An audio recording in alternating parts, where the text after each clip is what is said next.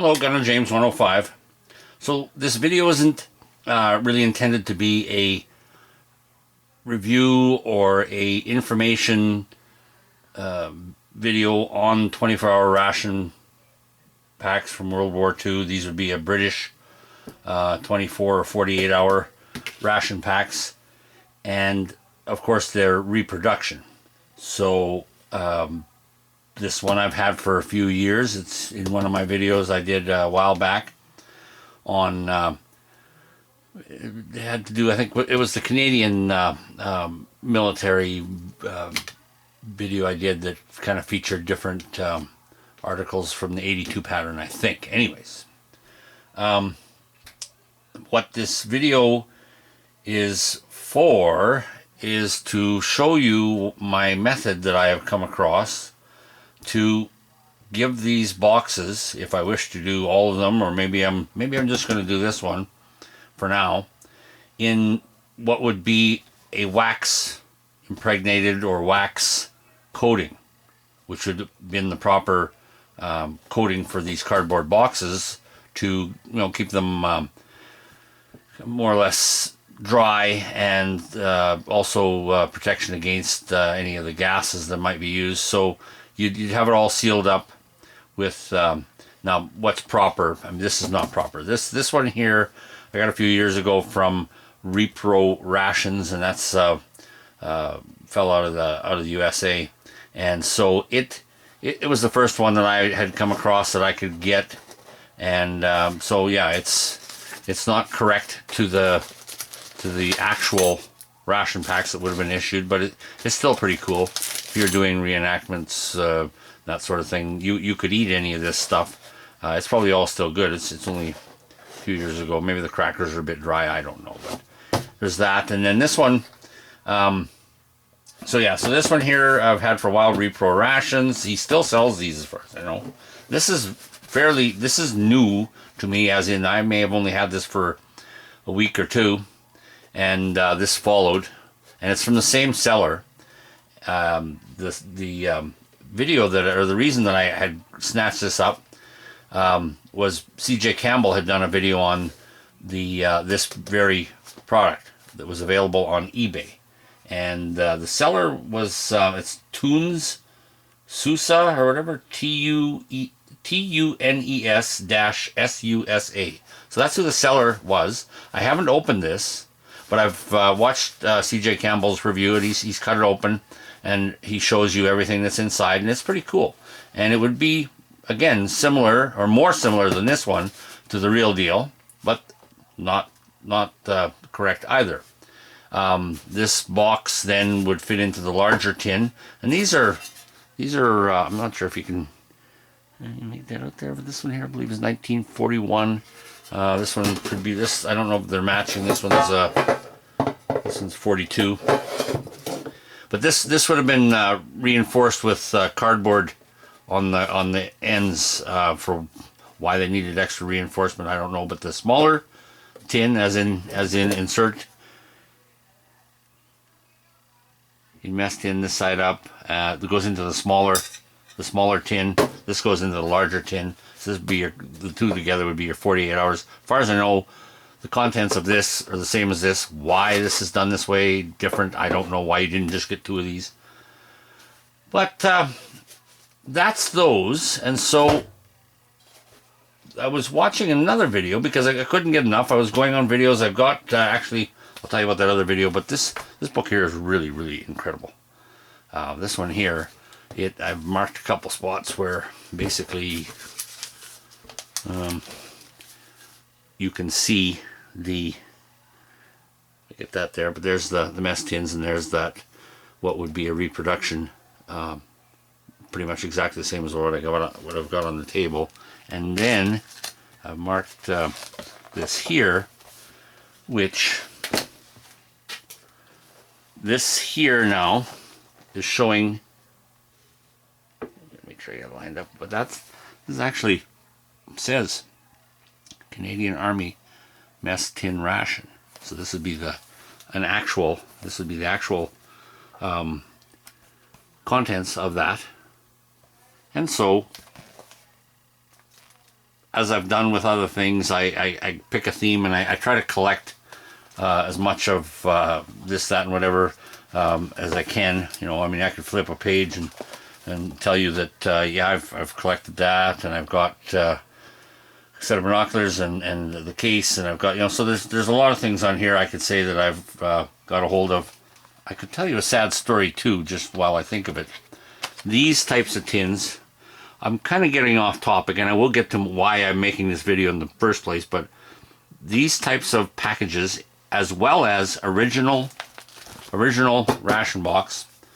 A lady I know who has every Remembrance Day quite a setup, because her family was in, a lot of her family was in the wars, World War I, World War II, and she sets up quite a Remembrance Day display. And I was into her store. She has a stationery store, and I was into her store, and she said to me, you know, because I told her about this collecting thing that I did, and she said, I've got a bunch of tins and things like that. You can have it. So she was going to bring it in the next day. She forgot, and then next day came. So now this is the third day, and I'm getting really excited to see what she's got. And I went into her store, and she said, yeah, I guess I must have thrown all that out. I was, you know, and I didn't know whether to vomit or to cry, but she said, yeah, I had the original cardboard boxes. I had all those tins. I probably had about 10 things there, and so apparently it all went in the garbage. So, very sad story. Getting back to this type of thing and its contents, it's the channel Rifleman Moore, who has a couple of videos, and one of the videos is titled British 1943 24-hour rations, which shows you these. They've got an actual box, and they also show these two here, and so and then their other video is British 1941 and 1943 48-hour mess tin ration. So they've got two videos, and they're sampling it. They're you know, doing a taste test, because what they've done is made up the contents themselves. So they have a link on their channel to all the recipes for making all of the, you know, the block of meat.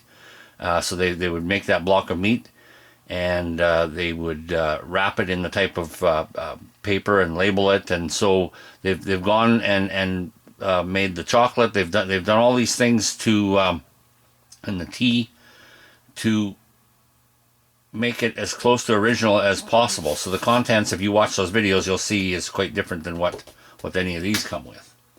And so there's it's a really good video. It's Rifleman Moore and his friend Ramsey and David, and so they're describing the proper contents and all that sort of thing. So what I was getting or leading up to with this video is this wax coating, and I was trying to figure out how to do it, and I think methods that I had thought of were going to be messy, crumbly. I mean, what am I going to do? Melt some wax in a pan and try and, you know, dip, rub on, pour. It's going, you know, so then I was driving home from work one day, and I thought, wait a second, I've got some stuff. So I'm going to move this out of the way here. And this I had got because I was using it on rifle stocks.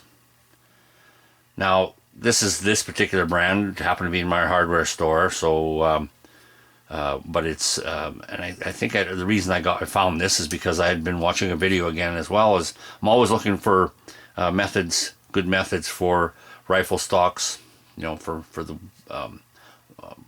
non shellacked or varnished, you know, just your wood finish, and particular rifle I was doing. I don't think it wasn't a military rifle; it was a sporting rifle that I was using this on. A couple of them I've done that way, and the stuff, it works really good. So I thought, well, I wonder how that's going to work on this cardboard. And so I had some material, just some cardboard material, pretty much the same. It's a bit thinner, material, but pretty much the same type of cardboard. So I took and I started rubbing it in just with my finger into the cardboard, and I ended up with that. So now you can see, whoops, you can see what we'd end up with. That coloration, and that is actually a it's a beeswax. It's got smells real nice, orange oil in it, and so this would be the effect. This would be the, I think, pretty much the exact effect I'd be looking for. So I thought, well, what's it going to do for the lettering? So I got myself a felt pen, and I wrote that on the felt with a felt pen, and within 30 seconds of having put that on there, I did that, rubbed it in with my finger, and it goes right through the other side. Okay, so it does a nice job. There again, I mean, this is a lot thicker. I can take that off again. It's a lot thicker cardboard, so it may not go through to the other side. But my thought was, if I go and I put this on there, what am I going to be left with? Some kind of a slippery, greasy material? No. So what I did was I took a this very Kleenex, this tissue, and I put that in there immediately after rubbing that in, and I put a weight on it. I go back to it, and then there's nothing's transferred, because I was worried about the contents. If I go do this, put all this crap on there, and now it's being soaked up by all the all my rations inside, well, that wouldn't be good. So I am ready to try this. I may include that on this video, the finished, and I don't see why I if I'm going to do it, I'm going to do this box up, and so that'll be where I'll cut this video off here, and then come back with the. I'm not going to film myself rubbing all this oil in. Hopefully it'll work out. And so in a few seconds here, your time, my time, it'll be a little later, but I'm going, because I want to try and get a nice. It seemed to come out fairly even. I mean, it's not splotchy. It's it's actually quite even. So I should have success with this, using this. So if that helps in any way for those who are trying to come up with a solution, there it is. I will do the box, and then you can decide for yourself. So, thanks for watching. Well, not such a big deal. Just took a gob of it, like so. And, oops. Just smearing it over. And you can see it kind of looks a little splotchy, but if I keep going at it,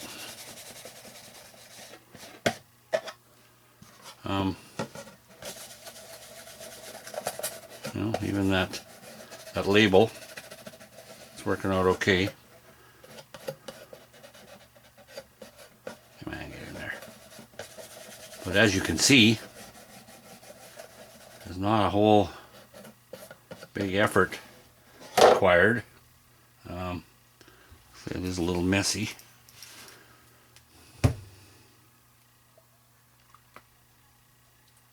Not about that much. Get this side.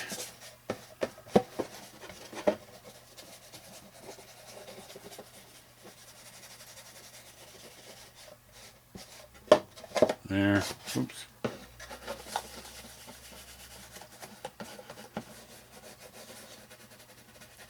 So I don't think I'm going to bother with the bottom on this video. I'll get to that later. But this is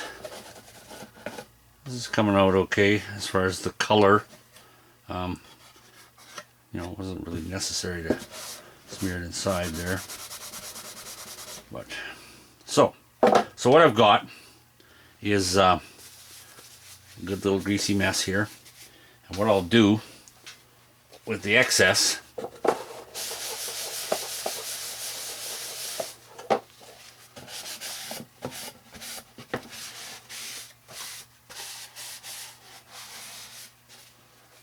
oops, it's not get crazy here now.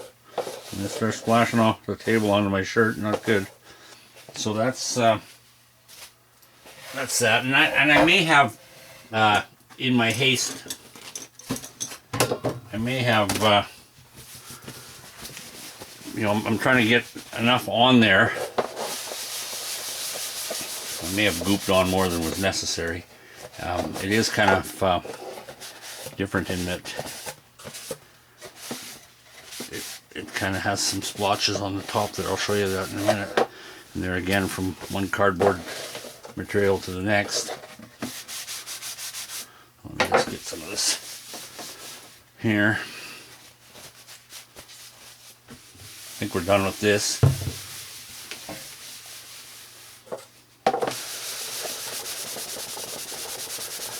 So now, as I said, see, I mean, it's already, if I take a another clean piece here.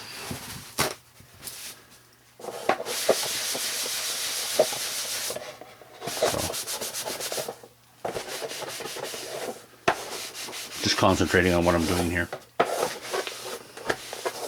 But yeah, it's already, I mean, there's not much, I'm not wiping much off anymore, you know, it's,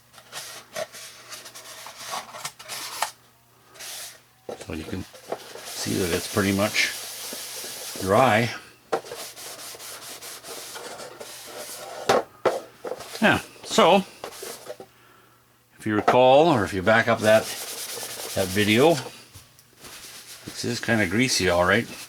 But you can see the difference. You can see the difference in the color. This box used to look like that. Am I on there? Yeah. So there's its new kind of darkened look, of course, because it's got the wax. But yeah, it's pretty much dry. Pretty much soaked in. I can take my tissue again, and you know, I mean, it's dry. So I'm happy with the results. You know, you get this. Took whatever time to get it. I've had it for a while, and you're thinking, well, you dive into something. That's why I tried the. Now it's not as dark because it's a different cardboard, and that other box I have actually is darker than this. I suspect it will come up this color when I go to do it, because yeah, it's already it's a darker brown, as you can see. So I'm thinking it should probably come out like so, but there's my video. Thanks for watching.